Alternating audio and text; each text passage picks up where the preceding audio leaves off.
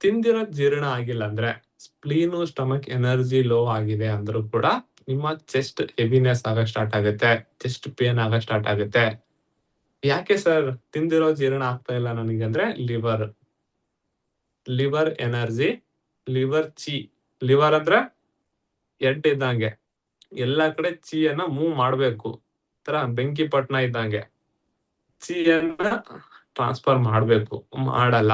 Spleen ಸ್ಟಮಕಿಗೆ ಈಟನ್ನ ಕಳಿಸಿಲ್ಲ, ಚೀಯನ್ನ ಕಳಿಸಿಲ್ಲ, circulation ಅನ್ನ ಕಳಿಸಿಲ್ಲ ಅಂದ್ರೆ ತೊಂದ್ರೆ ಆಗುತ್ತೆ. ಇವಾಗ ನಿಮ್ ಕ್ರಿಯೇಷನ್ ಕಂಟ್ರೋಲ್ ಅಲ್ಲಿ ಮಗ ಮತ್ತು ತಾಯಿ ಬಗ್ಗೆ ಹೇಳ್ತಾ ಇದ್ನಲ್ವಾ, ಯಾಕೆ ನೀವು ಹಾರ್ಟ್ ತೊಂದ್ರೆ ಬರ್ತಾ ಇದೆ, ಹಾರ್ಟ್ ಸಿಂಪ್ಟಮ್ಸ್ ಇದೆ ಅಂದ್ರೆ ಲಿವರ್ ಟ್ರೀಟ್ಮೆಂಟ್ ಕೊಡ್ಬೇಕು. ಯಾಕೆ ಅಂದ್ರೆ ಇದೇ ಕಾರಣ.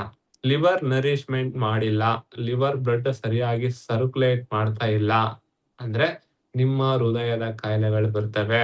ನಿಮ್ಮ ಮಗು LKG, ಫಸ್ಟ್, ಸೆಕೆಂಡ್, ಥರ್ಡ್ ಅಥವಾ ನನ್ನ ಯಾನೋ ಮಗ ಅಂತ ಬಂದಾಗ ಹಿಂದೆ ಒಬ್ರು ಇರ್ತಾರೆ, ತಾಯಿ, ತಂದೆ, ಪೋಷಕರು ಇರ್ತಾರಲ್ವಾ. ನಿಮ್ ಮಗು ಹೋಗಿ ಹಾಸ್ಟೆಲ್ ಬಿಟ್ಟಿರ್ತೀರ, ಏನೋ ಒಂದ್ ಕಾಯಿಲೆ ಬಂತು ಅಥವಾ ಏನೋ ಒಂದ್ ಉಡಾಳ್ ಮಾಡಿದ, ಏನೋ ಒಂದ್ ಏನೇನೇನೇನೋ ಮಾಡಿದ, ಹೋಗಿ ಹಾಸ್ಟೆಲ್ ವಾರ್ಡನ್ ಕೇಳ್ತಿರ್ತಾನೆ ಯಾಕೆ, ಹೆಂಗೆ, ಏನು ಅಂತ ಹೇಳಿ. ಪೋಷಕರು ಅಲ್ಲಿ ಸಣ್ಣ ಮದರ್ ಆಗುತ್ತೆ. ಇಲ್ಲಿ R2 ಸ್ಮಾಲ್ ಇಂಟೆಸ್ಟೈನ್ ಅನ್ನ ಹಿಡಿತದಲ್ಲಿ ಇಟ್ಕೊಂಡವ್ರು ಯಾರಪ್ಪ ಅಂದ್ರೆ ಲಿವರು ಮತ್ತು ಗಾಲ್ ಬ್ಲಾಡರ್. ಹಾಗಾಗಿ ನೀವು ಮಗನಿಗೆ ಟ್ರೀಟ್ಮೆಂಟ್ ಕೊಡೋದ್ರ ಜೊತೆಗೆ ತಾಯಿಗೂ ಟ್ರೀಟ್ಮೆಂಟ್ ಕೊಡ್ಬೇಕು, ಮತ್ತೆ ಕಾಯಿಲೆ ಬರ ಸ್ಟಾರ್ಟ್ ಆಗುತ್ತೆ. ಹಾಗಾಗಿ ಪೋಷಕರು ಮೋಸ್ಟ್ ಇಂಪಾರ್ಟೆಂಟ್ ಆಗ್ತಾರೆ. ಒಂದು ಕಾಯಿಲೆ ಬಂದಿದೆ ಅಂದ್ರೆ ಅವ್ರದೂನು ಕಾರಣ ಇರುತ್ತೆ. ಹಾಗಾಗಿ ಒಂದು ಲಿವರ್, ನಿಮ್ಮ ಹೃದಯದ ತೊಂದರೆ ಕೋಲ್ಡ್ನೆಸ್ ಇಂದ ಬಂದಿದೆ, ಎಕೋಸ್ಪ್ರಿನ್ ತಗೊಂತಾ ಇದೀನಿ, ಹಾರ್ಟ್ ಬ್ಲಾಕೇಜ್ ಆಗಿದೆ, ಮತ್ತೆ ತಿರುಗಾಡಿದ್ರೆ ಆಯಾಸ ಆಗುತ್ತೆ, ದಮ್ ಆಗುತ್ತೆ, ಚೆಸ್ಟ್ ಹೆವಿನೆಸ್ ಆಗುತ್ತೆ, ಪೇನ್ ಬರುತ್ತೆ, ಡಲ್ ಪೇನ್ ಇದೆ, ಹೆವಿನೆಸ್ ಆಗುತ್ತೆ, ಮತ್ತೆ ಜಸ್ಟ್ ಇದು ಹಾರ್ಟ್, ಹೃದಯದ ಅಲ್ಲ, ನಿಮ್ಮ ಎದೆಯ ಸಮಸ್ಯೆಗಳು, ಅಸ್ತಮ ಇದೆ, ದಮ್ಮು ಬರುತ್ತೆ, ಆಯಾಸ ಆಗುತ್ತೆ, ತಿರುಗಾಡಿದ್ರೆ ತೇಗುಸಿರು ಬರುತ್ತೆ, ಮೆಟ್ಲೇರಕ್ ಆಗಲ್ಲ, ಕೋಲ್ಡ್ ಸಿಂಪ್ಟಮ್ಸ್, ಕೆಮ್ಮಿದ್ರೇನೆ ಕಫ ವೈಟ್ ಕಲರ್ ಬರುತ್ತೆ, ಏನೋ ಗಂಟ್ಲಲ್ಲಿ ಕೂತ್ಕೊಂಡಂಗಾಗಿದೆ, ಮಾನಸಿಕ ಕಾಯಿಲೆ, ನಿಮ್ಮ ಹೃದಯಕ್ಕೆ ಮಾನಸಿಕ ಕಾಯಿಲೆನೂ ಕೂಡ ಕಾರಣ ಆಗುತ್ತೆ. ಲಿವರ್ ವಿಂಡ್ ಇಲ್ಲ ಅಂದ್ರೆ ಲಿವರ್ ಅಲ್ಲಿ ಈಟ್ ಇಲ್ಲ ಅಂದ್ರೆ ಸರ್ಕ್ಯುಲೇಟ್ ಮಾಡಲ್ಲ ಬ್ರೈನಿಗೆ. ಒಂದೇ ಕಡೆ ಥಿಂಕ್ ಮಾಡಕ್ ಸ್ಟಾರ್ಟ್ ಮಾಡ್ತೀರಾ, ಯಾರೋ ಏನೋ ಅಂದ್ರು ಒಂದೇ ಕಡೆ ಥಿಂಕ್ ಮಾಡ್ತೀರಿ, ಒಂದೇ ಕಡೆ ಥಿಂಕ್ ಮಾಡಿ ಥಿಂಕ್ ಮಾಡ್ಬೇಕಾದ್ರೆ ಎಲ್ಲೋ ಒಂದ್ ಕಡೆ ಕೂತ್ಬಿಟ್ಟು ಥಿಂಕ್ ಮಾಡ್ಬೇಕಾಗತ್ತೆ. ನಡೆದಾಡ್ತಾ ವಾಕಿಂಗ್ ಮಾಡ್ತಾ ಥಿಂಕ್ ಮಾಡಕ್ ಆಗಲ್ಲ. ಒಂದೇ ಕಡೆ ಕೂತು ಹಾರ್ಟ್ ಫೈರ್ ಕಮ್ಮಿ ಆಗುತ್ತೆ. ಅವಾಗ ಏನಾಗುತ್ತೆ ಅಂದ್ರೆ 1 ದಿನ, 2 ದಿನ, 3 ದಿನ, 4 ದಿನ ಇರುವ ಫೈರ್ ಬಳಕೆ ಮಾಡ್ತಾ ಇರುತ್ತೆ. ಯಾವಾಗ ಹಾರ್ಟ್ ಅಲ್ಲಿ ಫೈರ್ ಕಮ್ಮಿ ಆಯ್ತು, ಲಿವರ್ ಅಲ್ಲಿನೂ ಕೂಡ ವಿಂಡ್ ಕಡಿಮೆ ಆಯ್ತು ಅಂದಾಗ ನಿಮ್ಮ ದೇಹದಲ್ಲಿ, ಲಿವರ್ ಅಂದ್ರೆ ಗಾಳಿ ತತ್ವ, ಗಾಳಿಯನ್ನ ಪ್ರಿವೆಂಟ್ ಮಾಡುತ್ತೆ. ಹಾರ್ಟ್ ಫೈರ್, ಅಗ್ನಿ ತತ್ವ, ಅಗ್ನಿ ಉರಿಬೇಕು ಅಂದ್ರೆ ಗಾಳಿ ಬೇಕು. ಮಗ ಬದುಕ್ಬೇಕಂದ್ರೆ ತಾಯಿ ಸರಿಯಾಗಿ ಅನ್ನವನ್ನ ಹಾಕಬೇಕು, ಹೌದಲ್ವಾ? ನಾವೆಲ್ಲ ಬರೀ ಸರಿಯಾಗಿ ಬದುಕ್ಬೇಕು, ಸರಿಯಾಗಿ ಈ ತರ ಆಗಿದೀವಪ್ಪ ಅಂದ್ರೆ ಹಿಂದೆ ಸರಿಯಾಗಿ ಫುಡ್ ಹಾಕಿರ್ತಾರೆ, ಈ ತರ ಆಗಿದೀವಿ. ಹಾರ್ಟ್ನು ಕೂಡ ಸರಿಯಾಗಿರ್ಬೇಕಪ್ಪ ಅಂದ್ರೆ ಹಾರ್ಟಿಗೆ ಗಾಳಿಯನ್ನ ಕಳಿಸ್ಬೇಕು. ಯಾರು? ಲಿವರು ಮತ್ತು GB. ಕಳಿಸಿಲ್ಲ ಅಂದಾಗ ಏನಾಗುತ್ತೆ, ಹಾರ್ಟ್ ಅಲ್ಲಿ ಫೈರ್ ಕಡಿಮೆ ಆಗುತ್ತೆ, ಅಗ್ನಿ ತತ್ವ ಕಡಿಮೆ ಆಗುತ್ತೆ. ಅಗ್ನಿ ತತ್ವ ಕಡಿಮೆ ಆಯ್ತು, ಸೂರ್ಯನ ಪ್ರಭಾವ ಹೇಗೆ ನಮ್ಮ ನೇಚರ್ ಅಲ್ಲಿ ಕಡಿಮೆ ಆಗುತ್ತೆ, ಕೋಲ್ಡ್ನೆಸ್ ಚಳಿಗಾಲದಲ್ಲಿ ಇವಾಗ ಅಪೋಸಿಟ್ ಇದೀವಿ. ಈಗ ಸೂರ್ಯನ ಶಕ್ತಿ ಜಾಸ್ತಿ ಇದೆ, ಹೀಟ್ ಇರುತ್ತಲ್ವಾ, ಕೋಲ್ಡ್ನೆಸ್ ನಮ್ಗೆ ಏನಾದ್ರು ಬೇಕನ್ಸುತ್ತೆ, ಕೋಲ್ಡ್ ತಗೋಬೇಕಂತ. ಇದೆ ಅಪೋಸಿಟ್ ಇರುತ್ತೆ ಚಳಿಗಾಲ, ಮಳೆಗಾಲದಲ್ಲಿ ಕೋಲ್ಡ್ನೆಸ್ ಜಾಸ್ತಿ ಇರುತ್ತೆ, ಹೀಟ್ ಕಡಿಮೆ ಆಗಿರುತ್ತೆ. ಇಲ್ಲೇನಾಗುತ್ತೆಪ್ಪ ಅಂತ, ಫೈರ್ ಇಲ್ಲ, ವಾಯು ಇಲ್ಲಾರ್ದ ಕಾರಣಕ್ಕೆ ಅಗ್ನಿ ಉರಿತಾ ಇಲ್ಲ. ಕಾಡಲ್ಲಿ ಬೆಂಕಿ ಬಿದ್ದಿದೆ ಅಪ್ಪ, ಗಾಳಿನೇ ಹೋಗ್ತಾ ಇಲ್ಲ ಅಲ್ಲಿ ಅಂದ್ರೆ ಅಲ್ಲೇ ಮಂದಾಗುತ್ತೆ.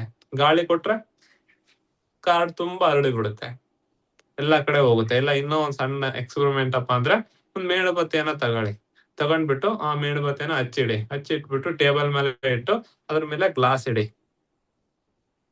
ಎಷ್ಟೊತ್ತು ಉರಿತಪ್ಪ ಅಂದ್ರೆ ಒಳಗಡೆ ಗಾಳಿ ಎಷ್ಟಿರುತ್ತೆ ಅಷ್ಟು ಉರಿಯುತ್ತೆ. ಆಮೇಲೆ ಡಿಮ್ ಆಗ್ತಾ ಬಂದು ಶಾಂತ ಆಗುತ್ತೆ. ಯಾವಾಗ ಶಾಂತ ಆಗುತ್ತೆ ಅಂದ್ರೆ ಒಳಗಡೆ ಗಾಳಿ ಪೂರ್ತಿ ಖಾಲಿ ಆದಾಗ, ಸರಿನಾ? ಹಾಗಾಗಿ ನಿಮ್ಮ ದೇಹದಲ್ಲಿ ಕಫ ಪ್ರಕೃತಿ ಕಡಿಮೆ ಮಾಡ್ಕೋಬೇಕು, ಅಗ್ನಿ ತತ್ವವನ್ನ ಜಾಸ್ತಿ ಮಾಡ್ಕೋಬೇಕು ಅಂದ್ರೆ ನಿಮಗೆ ಫೈರ್, ಅಗ್ನಿನೂ ಇಂಪಾರ್ಟೆಂಟು, ಮತ್ತು ವಾಯು ತತ್ವನು ಇಂಪಾರ್ಟೆಂಟ್, ಗಾಳಿ ತತ್ವನು ಇಂಪಾರ್ಟೆಂಟ್. ನೀವು ವಾಕಿಂಗ್ ಹೋಗೋದ್ರಿಂದ ಶುದ್ಧ ಗಾಳಿ, ವಾಯುನು ಬರ್ತದೆ. ವಾಯು ವಿಂಡ್ ಕ್ರಿಯೇಟ್ ಆಯ್ತಂದ್ರೆ ಆಲ್ರೆಡಿ ಫೈರ್ ಇರುತ್ತೆ. ಕ್ರಿಯೇಟ್ ಅ ವಿಂಡ್, ವಾಯು ತತ್ವವನ್ನ ಕೊಟ್ಟಾಗ ಹಾರ್ಟ್ ಸ್ಮಾಲ್ ಇಂಟೆಸ್ಟೈನ್ ಅಲ್ಲಿ ಅಗ್ನಿ ಜಾಸ್ತಿ ಆಗುತ್ತೆ. ಯಾವಾಗ ಅಗ್ನಿ ಜಾಸ್ತಿ ಆಗುತ್ತೆ, ಕೆಳಗಡೆ ಕಿಡ್ನಿ ಮತ್ತು ಯುಬಿ ಇರ್ತಾರೆ. ಕೋಲ್ಡ್ನೆಸ್ ಆರ್ಗನ್ ಅದು. ನೆಕ್ಸ್ಟ್ ಪಂಚಭೂತಗಳು ಮರ್ಮ ತರಗತಿಯಲ್ಲಿ ಕಲಿತೀರಿ. ಕಿಡ್ನಿ ಮತ್ತು ಯುಬಿ ಅಂತ ಹೇಳ್ತಾರೆ. ಇಲ್ಲಿ ಲಿವರು ಗಾಲ್ಬಾಡೋ ಕಲ್ತಿದ್ರಿ. Next spleen, stomach, lung, large intestine ಬರುತ್ತೆ. ಕೆಳಗಡೆ ಕಂಟ್ರೋಲರ್, ಇವಾಗ ಹೇಗೆ ಹೃದಯ, ಲಿವರು ಮತ್ತು ಹಾರ್ಟ್ ಕಲೆಕ್ಷನ್ ಇದೆ ಅಲ್ವಾ, ಅದೇ ತರ ಇಲ್ಲಿ ಕಿಡ್ನಿ ಮತ್ತು ಯುಬಿಗಿರುತ್ತೆ. ಯಾವಾಗ ಹಾರ್ಟ್ ಅಲ್ಲಿ ತೊಂದರೆ ಕಂಡು ಬರುತ್ತೆ, ಕೋಲ್ಡ್ನೆಸ್ ಆಗುತ್ತೆ, ಕಿಡ್ನಿಯಲ್ಲಿ ಕೋಲ್ಡ್ನೆಸ್ ಬರಕ್ ಸ್ಟಾರ್ಟ್ ಆಗುತ್ತೆ. ಕಿಡ್ನಿ ಅಂದ್ರೆ ಇನ್ ಆರ್ಗನ್, ಕೋಲ್ಡ್ ಆರ್ಗನ್, ಅಲ್ಲಿ ಜಾಸ್ತಿ ಆಗುತ್ತೆ. ಫೈರ್ ಸಫಿಸೆಂಟ್ ಇತ್ತಂದ್ರೆ ಕೋಲ್ಡ್ನೆಸ್ ಸರಿಯಾಗಿರುತ್ತೆ. ಫೈರ್ ಕಡಿಮೆ ಆಯ್ತಂದ್ರೆ ಇಲ್ಲಿ ಕೋಲ್ಡ್ನೆಸ್ ಜಾಸ್ತಿ ಆಗುತ್ತೆ. ಅವಾಗ ಬ್ಯಾಕ್ ಪೇನ್ ಬರ್ಬೋದು, ಚೆಸ್ಟ್ ಪೇನ್ ಬರ್ಬೋದು, ಹೆವಿನೆಸ್ ಆಗ್ಬೋದು. ಒಟ್ಟಾರೆಯಾಗಿ ಕೋಲ್ಡ್ನೆಸ್ ಆಗುತ್ತೆ. ಮೇನ್ ಕಾರಣ ಯಾರಪ್ಪ ಅಂದ್ರೆ ಕೋಲ್ಡ್ನೆಸ್ ಆಗ್ಲಿಕ್ಕೆ, ನಿಮ್ಮ ಚೆಸ್ಟ್ ಪೇನ್ ಬರ್ಲಿಕ್ಕೆ ವಾಯು ತತ್ವ, ಲಿವರ್ ಎನರ್ಜಿ ಕಾರಣ ಆಗುತ್ತೆ. ಹಾಗಾಗಿ ಲಿವರ್ ಎನರ್ಜಿಯನ್ನ ಟ್ರೀಟ್ಮೆಂಟ್ ಮಾಡ್ಲೇಬೇಕು. ಲಿವರ್ ಅನ್ನ ಯಾಂಗ್ ಆಗಿ ಇಟ್ಕೊಳಕ್ಕೆ ಒಂದು ಮರ್ಮ ಇದೆ. ಇದು ಮರ್ಮ ಲಿವರು ಮತ್ತು ಗಾಲ್ಬಾಡರು ಎರಡೂ ವರ್ಕ್ ಆಗುತ್ತೆ. ಜಸ್ಟ್ ಚೆಸ್ಟ್ ಹೆವಿನೆಸ್ ಅಷ್ಟೇ ವರ್ಕ್ ಆಗಲ್ಲ. ನಿಮ್ಮ ತಲೆನೋವು, ಜಿಬಿ ಹೆಡ್ಡೇಕ್, ಈ ಭಾಗದಲ್ಲಿ ತಲೆನೋವು ಬರ್ತಾ ಇರುತ್ತೆ ಅಲ್ವಾ, ಈ ತಲೆನೋವಿಗೂ ಕೂಡ ಈ ಪೋಯಿಗಾಯಿ ಕಾಳಂ ವರ್ಕ್ ಆಗುತ್ತೆ.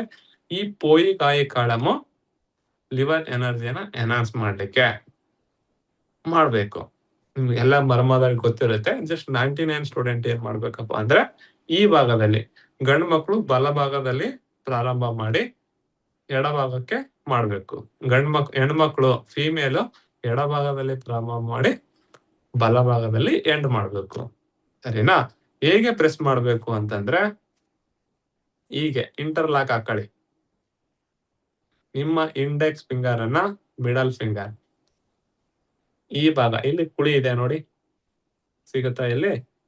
ಈ ಕುಳಿಯ ಭಾಗವನ್ನ ನಿಮಗೆ ಲಾಕ್ ಆಗಕ್ ಬರ್ತಿತ್ತು ಅಂದ್ರೆ ಓಕೆ, ಬರಲ್ಲಪ್ಪ ಅಂದ್ರೂ ಕೂಡ ಹೀಗೆ ಮಾಡ್ಬೋದು.